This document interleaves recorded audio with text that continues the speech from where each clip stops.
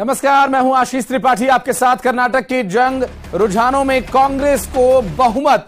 कांग्रेस 138 सीटों पर आगे है और वोटों की गिनती जारी है। जी हां, कर्नाटक के 224 विधानसभा सीटों की मतगणना। न्यूज 18 पर सबसे तेज नतीजे आप देख रहे हैं। लगातार आपको हम इन आंकड़ों से रूबरू करा रहे हैं और ये जो लगातार रुझान अब परिणामों में बदल रहा है, उसमें सबसे तेजी के साथ हमने आप तक जानकारी पहुंचाई है। अब तक जो आंकड़े सामने आए हैं, कर्नाटक में 224 विधानसभा सीटों की मतगणना को लेकर सबसे पहले न्यूज 18 ने आपको बताया। सबसे तेज नतीजे न्यूज 18 आप तक पहुंचा रहा है। काउंटिंग जारी है और अब से कुछ ही देर में ये स्थिति बिल्कुल स्पष्ट हो जाएगी। हालांकि अभी बहुत ज्यादा फर्क इस पर पड़ने वाला नहीं है, क्योंकि काफी हद तक चीजें स्पष्ट हो चुकी हैं और जो भारतीय जनता पार्टी या कांग्रेस पार्टी के वोटों का, सीटों का जो आंकड़ा है वो बहुत हद तक स्पष्ट हो चुका है और कांग्रेस और भारतीय जनता पार्टी के बीच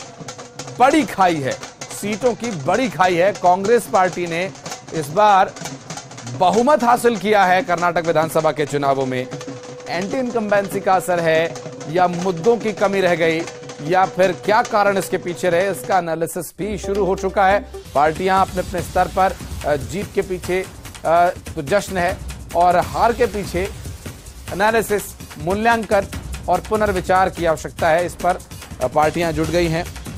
हालांकि जो प्रमुख दो दल हैं, भारतीय जनता पार्टी और कांग्रेस, उनके बीच की जो टक्कर है उसमें कांग्रेस बहुत आगे निकल गई है और लगभग दोगुने से ज्यादा सीटों पर यहां कांग्रेस पार्टी को जीत हासिल हुई है और ये लगातार न्यूज 18 की टीम आप तक जानकारी पहुंचा रही है। जो आंकड़े अब तक आए हैं, उन आंकड़ों की अगर स्थिति की बात करें तो आंकड़ों की स्थिति बिल्कुल स्पष्ट होने वाली है। अब से कुछ ही देर में जो है एक एक आंकड़ा, एक एक सीट का बिल्कुल स्पष्ट हो जाएगा। हालांकि अभी काउंटिंग चल रही है तो अभी ये आंकड़ों में कुछ एक परिवर्तन हो सकता है, लेकिन बहुत ज्यादा कोई उलटफेर होने की संभावना अब नहीं है। यही आंकड़ा रहेगा। इसमें कुछ एक 0 से कम प्रतिशत है लगभग बदलाव की। और इस विषय को लेकर आपको बता दें कि ये जो आंकड़ा है बहुत ज्यादा बदलने वाला नहीं है, लेकिन इस आंकड़े को लेकर इस पर जो रुझान है, जब तक वो तस्वीर बिल्कुल साफ नहीं हो जाती, पल पल की जानकारी न्यूज 18 आप तक पहुंचा रहा है और हमारी पूरी टीम इसमें लगी हुई है और हर एक सीट के साथ कांग्रेस यहां पर मजबूत होती नजर आ रही है। भारतीय जनता पार्टी को कुछ विचार करना होगा। हालांकि जो उनके नेताओं की प्रतिक्रिया आई है उससे भी ये साफ जाहिर है कि पार्टी इस पर पुनर्विचार करेगी, पुनर्मूल्यांकन करेगी। और ग्राफिक के जरिए आपको बताते हैं कि कर्नाटक चुनाव में रुझानों में पार्टी की कितनी सीट किसको मिल रही है। कांग्रेस 137 सीटें, बीजेपी 65 सीटों पर है, जेडीएस 18 सीटों पर है। ऐसे में अब कांग्रेस को बहुमत हासिल है और भारतीय जनता पार्टी की सरकार जा चुकी है और 65 सीटों के साथ अब भारतीय जनता पार्टी को विपक्ष में बैठना पड़ेगा। कर्नाटक विधानसभा चुनाव 2023, इससे जुड़ी हर एक जानकारी अभी तक आपको जो रुझान मिल रहे हैं वो बिल्कुल ताजा आंकड़े। 136 सीटें कांग्रेस को मिली और साथ ही 65 सीटों पर भारतीय जनता पार्टी है, जबकि 20 सीटों पर यहां जेडीएस है। 224 सीटों का आंकड़ा कुछ इस तरह से है और इस बार का जो जनादेश आया है, कर्नाटक की जनता जो जनादेश दे रही है, ये क्या संदेश है? इस संदेश को राजनीतिक दलों को समझना होगा। ये समझने की आवश्यकता है कि प्रदेश में जनता ने किन मुद्दों पर वोट दिया, कांग्रेस पार्टी को क्यों सपोर्ट किया, भारतीय जनता पार्टी को इस बार सत्ता से बेदखल क्यों होना पड़ा। क्या ये मात्र एंटी इनकम्बेंसी का असर था या कुछ और विषय इसमें रहे? चूंकि 65 सीटें मिली हैं भारतीय जनता पार्टी को। हालांकि इस पूरे मामले में अभी ये कहना कि इसमें बीजेपी को नकारा है या कांग्रेस को स्वीकारा है, ये एक्सपर्ट्स ज्यादा बेहतर इस मामले पर बता पाएंगे। उनसे भी हम बात करेंगे, पार्टी के नेताओं से भी बात करने का प्रयास हमारा लगातार जारी है। और कर्नाटक में कांग्रेस का जादू पूरी तरह से चल गया, इसमें कोई दो राय नहीं है और कांग्रेस पार्टी ने अच्छी बढ़त बनाई है, बहुमत हासिल किया है। कर्नाटक के विधानसभा चुनाव का परिणाम लगातार हम आप तक पहुंचा रहे हैं, जिसमें रुझान अब धीरे धीरे स्पष्ट परिणाम की तरफ बढ़ चले हैं बहुत ज्यादा समय नहीं रह गया। अब रुझान संपन्न होकर आंकड़ों में बदल जाएंगे, स्पष्ट परिणामों में बदल जाएंगे और इन परिणामों से एक संदेश देने का प्रयास कांग्रेस करेगी, क्योंकि जो विधानसभा चुनाव है मध्य प्रदेश छत्तीसगढ़ में भी होने हैं। हालांकि मध्य प्रदेश और छत्तीसगढ़ की और कर्नाटक के जो राजनीतिक परिदृश्य हैं, वहां के जो मुद्दे हैं, बहुत भिन्न हैं। लेकिन क्या ये ऊर्जा का संचार मध्य प्रदेश और छत्तीसगढ़ में काम करेगा? हालांकि छत्तीसगढ़ में कांग्रेस की ही सरकार है, जबकि भारतीय जनता पार्टी कर्नाटक में सत्ता में थी और सत्ता हाथ से गई है। और भोपाल में भी जश्न मनाया जा रहा है, जहां पर नारेबाजी कर NSUI के कार्यकर्ताओं ने जय श्री राम के नारे लगाकर भारतीय जनता पार्टी को नाम लेकर वहां पर भारतीय जनता पार्टी की सरकार जाने पर और कांग्रेस को बहुमत मिलने पर जश्न मनाया। कर्नाटक में कांग्रेस का पूरी तरह से जादू चल गया। ग्राफिक्स लगातार हम दिखा रहे हैं आपको, तस्वीरें लगातार हम आपको दिखा रहे हैं, बदलते पल पल बदलते उन आंकड़ों को भी हम आपको दिखा रहे हैं। और कोशिश हमारी यही कि पार्टी के बड़े नेताओं से भी बात करें इस पर। भारतीय जनता पार्टी कर्नाटक के परिणामों से क्या सीख लेगी, कैसे पुनर्मूल्यांकन में किन बिंदुओं पर चर्चा होगी, क्योंकि आगामी विधानसभा के चुनाव और उसके बाद बड़ा चुनाव जिसे कहा जाता है आम चुनाव, लोकसभा का चुनाव, वो चुनाव बेहद महत्वपूर्ण होगा। राज्यों में जो परिणाम होंगे, क्या उसका अलग एक असर देखने को मिलेगा, क्योंकि इस तरह कई बार हुआ है। ऐसे अब करिश्मा कहें या फिर ऐसे बदलाव भारतीय जनता पार्टी ने कई बार करके दिखाया है कि जिस राज्य में विधानसभा चुनाव में पार्टी को विधानसभा में सीटें नहीं मिली, वहां लोकसभा की सीटें मिली।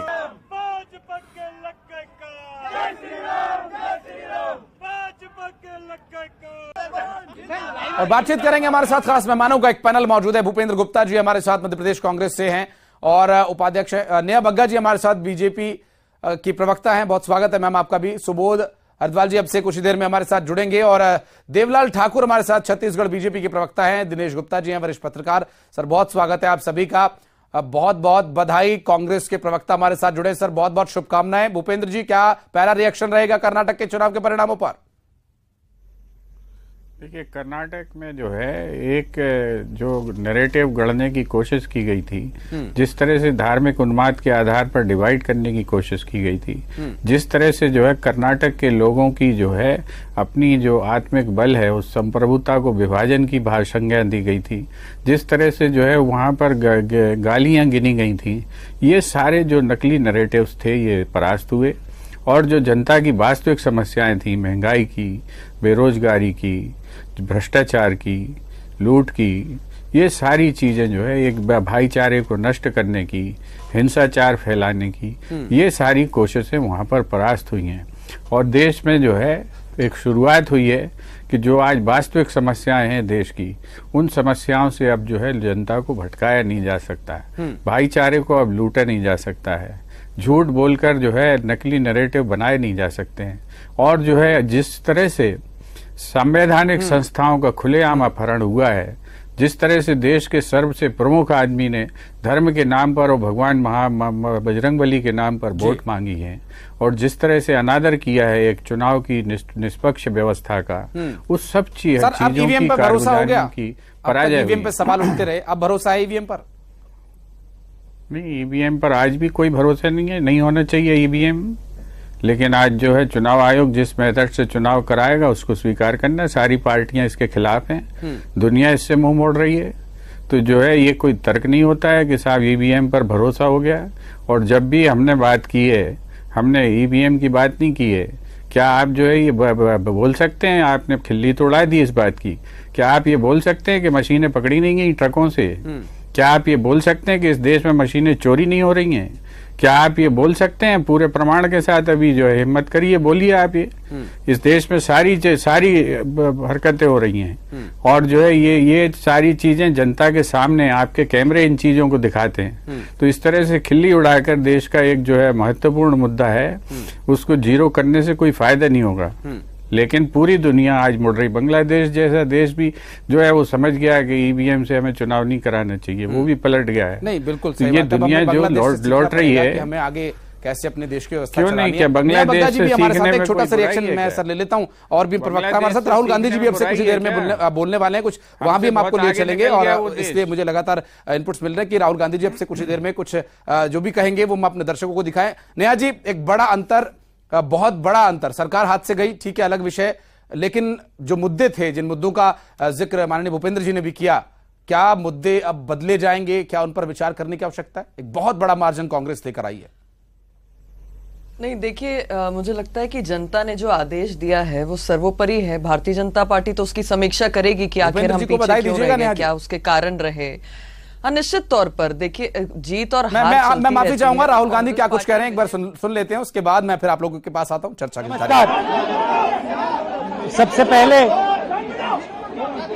सबसे पहले मैं कर्नाटक की जनता को, कर्नाटक में कांग्रेस पार्टी के सब कार्यकर्ताओं को, सब नेताओं को, और जो हमारे सब नेताओं ने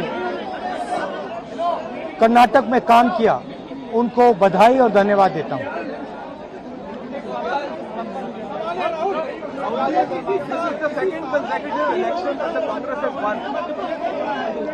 देखिए कर्नाटक के चुनाव में एक तरफ क्रोनी कैपिटलिस्ट की ताकत थी, दूसरी तरफ गरीब जनता की शक्ति थी, और शक्ति ने ताकत को हरा दिया। और यही हर स्टेट में होगा।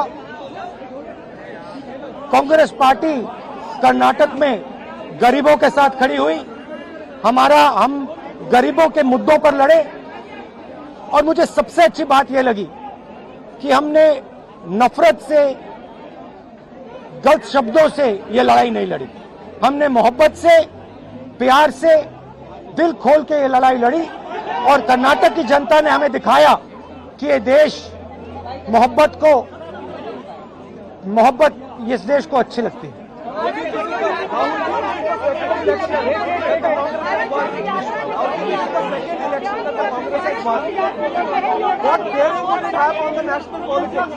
कर्नाटक में नफरत की बाजार बंद हुई है, मोहब्बत की दुकानें खुली हैं। ये सबकी जीत है।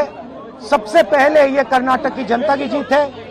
हमने चुनाव में कर्नाटक की जनता से, गरीब जनता से 5 वायदे किए थे। मैंने अपने भाषण में कहा, खारगे जी ने भाषण में कहा, सब नेताओं ने भाषण में कहा था कि हमारे 5 वायदे हैं, हम इन वायदों को पहले दिन पहली कैबिनेट मीटिंग में पूरा करेंगे। मैं फिर से कर्नाटक की जनता को दिल से बधाई देना चाहता हूं, धन्यवाद देना चाहता हूं। नमस्कार, जय हिंद। तो कांग्रेस के नेता राहुल गांधी को आपने सुना, जिनका यह कहना है कि अब नफरत का बाजार बंद हुआ है, मोहब्बत की दुकानें खुली हैं, प्यार से ये चुनाव लड़ा गया था और प्यार को जनता ने समर्थन दिया है, और जनता ने विकास के मुद्दे पर वोट दिया, जनता ने काम के मुद्दे पर वोट दिया। और अब से कुछ देर में सुबोध हरिद्वाल जी भी हमारे साथ मौजूद होंगे। नेहा जी, आप अपनी बात पूरी कर लीजिए, आपको बीच में रोकना पड़ा, माफी चाहूंगा, फिर आगे मैं अन्य प्रवक्ताओं के पास भी जाऊंगा। हमारे साथ दिनेश जी भी मौजूद हैं, उनसे भी इस विषय पर जरूर हम जानने चाहेंगे कि आखिर ये चुनाव के परिणाम क्या कहते हैं। जी नेहा जी। देखिए, चुनाव के परिणाम केवल कर्नाटक के नहीं हैं, बल्कि उत्तर प्रदेश के नगर पालिका के भी हैं, और चुनाव में हार जीत चलती रहती है। आप देख रहे हैं कि वहां पे कांग्रेस की स्थिति क्या बन रही है उत्तर प्रदेश के अंदर। और पिछले भी जो चुनाव हुए हैं, मुझे लगता है कि उसमें भी अगर उठाकर देखेंगे तो कांग्रेस और भारतीय जनता पार्टी में से भारतीय जनता पार्टी किस तरीके से लीड लेकर आई है वो भी हमारे सामने था। पर निश्चित तौर पर कर्नाटक में जो आज कांग्रेस की जीत हुई है, उसके लिए मैं भूपेंद्र जी और कांग्रेस पार्टी को बधाई देती हूँ। और भारतीय जनता पार्टी जरूर इसका आकलन करेगी, समीक्षा होगी कि कहां पर हम पीछे रह गए, क्या कारण रहे इसके। भूपेंद्र जी जिस तुष्टीकरण की बात को कर रहे थे, तो भारतीय जनता पार्टी अपने डेवलपमेंट के एजेंडे को लेकर गई थी। जिस तरीके से हमने कर्नाटक के अंदर में काम किया है, चाहे मोबाइल बनाने की फैक्ट्री हो या इंफ्रास्ट्रक्चर हो या मैसूरू का एयरपोर्ट हो, तमाम सारी बातें चुनाव के दौरान की गई थी। पर निश्चित तौर पर जिस तरीके से कांग्रेस ध्रुवीकरण के एजेंडे में माहिर रही है, टूल किट फैलाने में हमेशा से माहिर रही है। आप फिर से वही देखेंगे कि कांग्रेस ने जो महिलाओं से वादा किया, जो युवाओं से वादा किया, क्योंकि मध्य प्रदेश में भी आपको ध्यान होगा कि 18 के चुनाव से पहले इसी प्रकार से कांग्रेस ने 4,000 रुपए बेरोजगारी भत्ता देने की बात की थी और 15 महीने कांग्रेस रही। एक भी ऐसा युवक युवती नहीं है बेरोजगार जिसको इन्होंने 4,000 रुपए का बेरोजगारी भत्ता दिया हो। उसी प्रकार से महिला हो या बुजुर्ग हो या किसान हो, उनके ठगी के वीडियो समय समय पर छत्तीसगढ़ और राजस्थान से सामने आते रहते हैं। अभी तो कर्नाटक का असल नाटक जो है वो शुरू होगा आशीष जी, क्योंकि आप देखेंगे कि सिद्धारमैया और डीके शिव कुमार जी जो दोनों जिस प्रकार से दोनों के बीच में रसाकसी चलती है, कांग्रेस की जो परंपरा है उसकी शुरुआत अब होगी।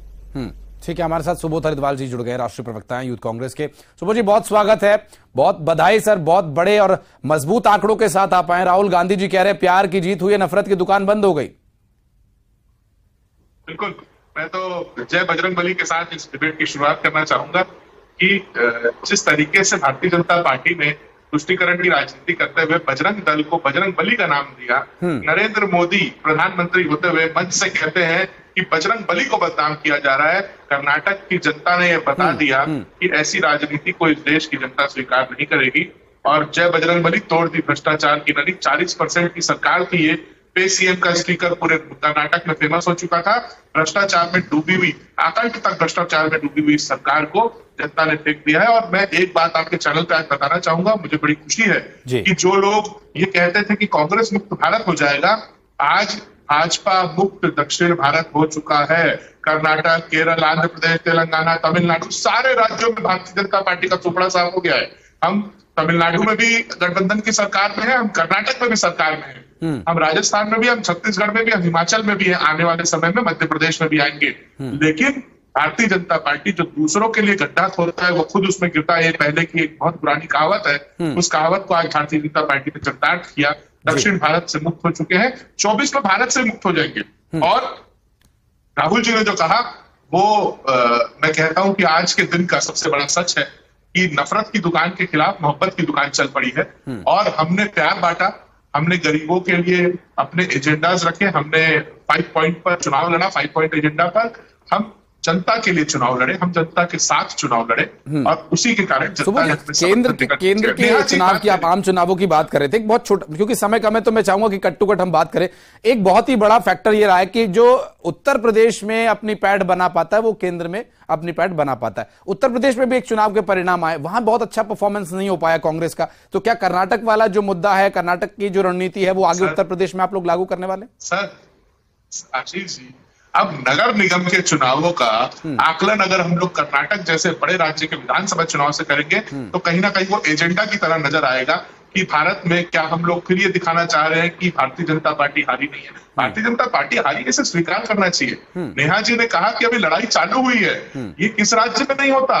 आपकी यहाँ वसुंधरा लड़ रही है और ओम माथुर लड़ रहे हैं राजस्थान में। मध्य प्रदेश में आपके यहाँ शिवराज सिंह चौहान, नरोत्तम मिश्रा, क्या नाम है, वो जो कैलाश विजयवर्गीय जी, ये सारे लोग लड़ते रहते हैं। तो यहाँ पर आज के दिन का जो सबसे बड़ा बयान था वो शिव कुमार जी का था। जब वो मीडिया पर आए उन्होंने कहा मैं सबका धन्यवाद देता हूं और खासकर सिद्धारमैया जी का धन्यवाद देता हूं। तो इससे ही सारी भारतीय जनता पार्टी की जो रणनीति वो फेल होती है। शिव कुमार जी एक समझदार और ईमानदार और ताकतवर नेता है और वैसे ही सिद्धारमैया जी हैं। हमारे साथ और भी प्रवक्ता जुड़े, देवलाल ठाकुर जी हमारे साथ छत्तीसगढ़ बीजेपी से हैं। सर, पुनर्मूल्यांकन करने की आवश्यकता है। हालांकि यूपी का जो निकाय चुनाव बहुत ज्यादा निगम का चुनाव महत्वपूर्ण नहीं रखता, बड़ा चुनाव कर्नाटक का है, ऐसा कहना है कांग्रेस के प्रवक्ता का। देखिए, हर चुनाव के अपने अलग अलग मायने होते हैं और निश्चित ही लोकतंत्र की इस मंदिर में जनता ही बदलाव, अगर उन्होंने जिसको भी जनादेश दिया तो उसका स्वागत एवं सम्मान करते हैं। लेकिन भारतीय जनता पार्टी अपने राजनीतिक मूल्यों को हार जीत से भूलने वाली नहीं है, छोड़ने वाली नहीं है। भारतीय जनता पार्टी जिस राजनीतिक मूल्यों को लेकर, आचारों विचारों को लेकर जनता के बीच में जाती है, गरीबों के कल्याण के मार्ग में अगर कोई काम करने जाती है तो भारतीय जनता पार्टी करेगी। और कर्नाटक में हो सकता है कि उस राज्य में ठीक है कांग्रेस का, इसका मतलब ये छत्तीसगढ़, उत्तर प्रदेश, अन्य राज्यों में इसका कोई असर नहीं पड़ने वाला है। जिस प्रकार से वहां पर अभी नेहा बग्गा जी बोल रही थी वैसे ही बोल रही है कि आप वहां पर 2.5 साल का फार्मूला लागू कर रहे हो, आप बचा नहीं पा रहे हो, वहां पे जीत को बचाने की आवश्यकता है। छत्तीसगढ़ में भी हुआ था 2.5 साल का फार्मूला, टीएस सिंह दरकिनार कर दिया गया। तो कहीं ना कहीं इसके अंदर तो बिखराव की राजनीति चलती रहती है, लेकिन उस बात का अवसर नहीं है। लेकिन भारतीय जनता पार्टी जो गरीब कल्याण के मार्ग पर चल चुकी है, चाहे गरीबों को घर बनाने में हो, उसके घर राशन पहुंचाने में, उसके घर में पानी पहुंचाने को हो, तो गरीबों के चाहे उसके इलाज कराने के लिए 5 लाख रुपए की व्यवस्था करने में, गरीब कल्याण के मार्ग में भारतीय जनता पार्टी हमेशा चलते रहेगी। राज्य में अगर कांग्रेस को बढ़त मिल जाती है, इससे कोई ज्यादा फर्क नहीं पड़ने वाला है। और केंद्र की जो भारतीय जनता पार्टी की सरकार है, अपने राजनीतिक मूल्यों के अनुसार ही राजनीति करेगी। इनके धार्मिक और तुष्टिकरण के राजनीति में नहीं आने वाली है। अगर हम धर्म और सनातन के मार्ग पर चलने वाली भारतीय जनता पार्टी है, इसमें तो खुशी और हमेशा हम चलते रहेंगे। इससे हार हमको ये सर हिंदुत्व और धर्म वाली जो पिच आप लोग बनाते हैं, उस पर भी कांग्रेस अब अच्छे से खेलने लगी है। और मध्य प्रदेश में जय बजरंग बली और जय श्री राम के नारे लगा करके कांग्रेस के कार्यकर्ता जश्न मना रहे हैं, और अब उस पर भी वो अच्छा परफॉर्म करने लगे हैं। अब वो मुद्दा भी बीजेपी के हाथ से जाता दिखाई दे रहा। हालांकि दिनेश जी, मैं चाहूंगा कि इस पर आप जरूर, मैं सर आऊंगा, समय थोड़ा कम है इसलिए मैं चाह रहा हूं कि सभी प्रवक्ता अपनी प्रतिक्रिया दे दे। वरिष्ठ पत्रकार है दिनेश जी, ये मुद्दा बहुत ज्यादा मायने रखता नहीं है। कर्नाटक के विधानसभा के परिणामों ने यह दिखा दिया, छत्तीसगढ़ में मुद्दा अलग रहेगा कर्नाटक से। नहीं, बिल्कुल, देखिए हर राज्य की परिस्थिति अलग होती है, वहाँ सरकारें भी अलग अलग हैं, तो मुद्दे भी बदल जाते हैं। यदि कर्नाटक में जो है कहीं ना कहीं जो भारतीय जनता पार्टी ने तो सरकार बनाई थी ना, तो उसका मुद्दा जो है एक अलग हो गया। और छत्तीसगढ़ में जाएंगे तो आप भूपेश बघेल का जो भी आप एंटी इनकम्बेंसी कहें, प्रो कन्वेंसी कहें, कुछ भी कहें उसको, तो वहाँ होगा। मध्य प्रदेश में बीजेपी लगातार सरकार में है, 15 महीने का छोड़ दीजिए आप, 2018 में सरकार से गई भी थी, तो यहाँ मुद्दा अलग होगा। राजस्थान का मुद्दा हम देख रहे हैं, पायलट और गहलोत के बीच टकराव है, तो वहाँ मुद्दा अलग होगा। तो देखिए ये मुद्दे तो सब अलग होते हैं राजनीतिक दलों के, लेकिन जब आप पोलराइजेशन की पॉलिटिक्स पर जाते हैं तो अब ये एक इंडिकेशन मानना चाहिए कि पोलराइजेशन की पॉलिटिक्स को कहीं ना कहीं वोटर रिजेक्ट कर रहा है। आपने जिस तरह से, जिस एग्रेसिव ढंग से और जिस लेवल पर इसको कोशिश की इसको पोलराइज करने की, वो निश्चित तौर पर एक इंडिकेशन देता है। क्योंकि लोगों को, कर्नाटक जो है काफी लिटरेट स्टेट है, और वहां यदि इस तरह की बातें होंगी, विकास के अलावा दूसरे मुद्दे होंगे, तो मुझे लगता है कि लोगों को, जो उस राजनीतिक दल को मुंह की खानी पड़ती है। और यही इसका परिणाम आप देखना कि उत्तर भारत के जो राज्य हैं, वहां जो बजरंग बली का जो मुद्दा बनाया जा रहा है, वो कर्नाटक के लिए भले ही इफेक्टिव ना हो, लेकिन यदि भविष्य में कांग्रेस कोई ऐसा स्टैंड लेती है, तो मध्य प्रदेश और राजस्थान जैसे राज्यों में निश्चित तौर पर इसका कोई ना कोई इफेक्ट पड़ेगा। अब उसको वो किस तरह से रोकते हैं, क्या स्ट्रेटजी होती है, ये आगे कर्नाटक में जब गवर्नमेंट काम करना चालू करेगी। आखिरी 1 मिनट है भूपेंद्र जी, आपसे मैं जरूर इस पर रिएक्शन लेना चाहूंगा। क्या मुद्दे यही रहेंगे जैसा कर्नाटक में आप लोगों ने किया, या फिर परिस्थिति और राज्य बदलने के साथ साथ मुद्दों को बदला जाएगा, लोगों के बीच जाने के विषयों को बदला जाएगा? क्योंकि एक जगह छत्तीसगढ़ में आपकी सरकार है, आप सरकार के काम लेकर जाएंगे, मध्य प्रदेश में आपको सरकार में आना है। देखिए, मध्य प्रदेश में जो है भ्रष्टाचार उतना ही बड़ा इशू है जितना बड़ा की इशू जो है ये कर्नाटक में था। हाँ। कर्नाटक में तो भाजपा के नेताओं ने आत्महत्या कर ली इस भ्रष्टाचार के कारण, और चिट्ठी लिखकर वो गए कि साहब जो है ये इस भ्रष्टाचार के कारण हम आत्महत्या कर रहे हैं। ये जो डबल इंजन की सरकार है, ये दोनों इंजन लूट रहे हैं इस देश को, ये सारी चीजें सिद्ध होती जा रही हैं। और ये डबल इंजन की जो थ्योरी है उसके खिलाफ ये जनमत आया है कि देश में जो है अगर 2-2 लुटेरे एक साथ काम करेंगे देश खोखला हो जाएगा। आज सारी सरकारें, मध्य प्रदेश का हाल क्या है, 100 कुत्ते पालने वाले चोर यहाँ पकड़े जा रहे हैं, 13 गाड़ियां जिनके यहाँ पर पकड़ी जा रही हैं, जिनके यहाँ कर जो है एक राजाओं की तरह से जिनके महल पकड़े जा रहे हैं, ऐसे चोर यहाँ रोज पकड़े जा रहे हैं मध्य प्रदेश में। ठीक है, यहाँ पर जो है 5,000 करोड़ का TDS घोटाला हो गया है, 15,000 करोड़ रुपए का यहाँ NPS घोटाला हो गया। एक राज्य में आपकी सरकार है और एक राज्य में सरकार में आपको आना है, परिस्थिति आपके सामने भी वैसी रहेगी, भ्रष्टाचार का मुद्दा रहेगा मध्य प्रदेश में। देखिए, भारतीय जनता पार्टी ने हमेशा अपने विकास के एजेंडे के साथ काम किया और उसी के साथ हम आगे बढ़े हैं। कांग्रेस ने जो टूल किट एजेंडा फैलाने का काम किया, उससे जरूर विजय प्राप्त कर लेते हैं, पर जब विजय प्राप्त होती है उसके बाद इनकी असल पोल खुलकर आती है। इनका 2.5 साल के फॉर्मूले में जनता पिसती है। दूसरी बात यह है कि 2.5 साल का फॉर्मूला, अभी मैंने आपसे कहा कि वो नाटक अभी कर्नाटक में शुरू होगा। दूसरी बात आप ये देखेंगे कि जितने वादे करके ये आए हैं, चाहे महिलाओं से हो, सिलेंडर की बात हो, हो या बेरोजगारी भत्ते की बात हो या युवाओं की बात हो, ये सब इसकी पोल जो है कलई अब खुलने जा रही है। बिल्कुल, बहुत शुक्रिया। मैं माफी चाहूंगा, समय की कमी है नेहा जी, और सभी प्रवक्ताओं का जुड़ने के लिए बहुत बहुत धन्यवाद करना चाहूंगा। जिन्हें थोड़ा कम समय भी मिला होगा उनसे माफी के साथ आगे हम फिर कोशिश करेंगे कि आप लोगों के साथ चर्चा जारी रखें। कर्नाटक विधानसभा चुनाव के परिणाम की जो ऊर्जा निकली है, कांग्रेस इससे ऊर्जान्वित है और भारतीय जनता पार्टी मूल्यांकन कर रही है कि आगे क्या करना है। मध्य प्रदेश छत्तीसगढ़ में भी चुनाव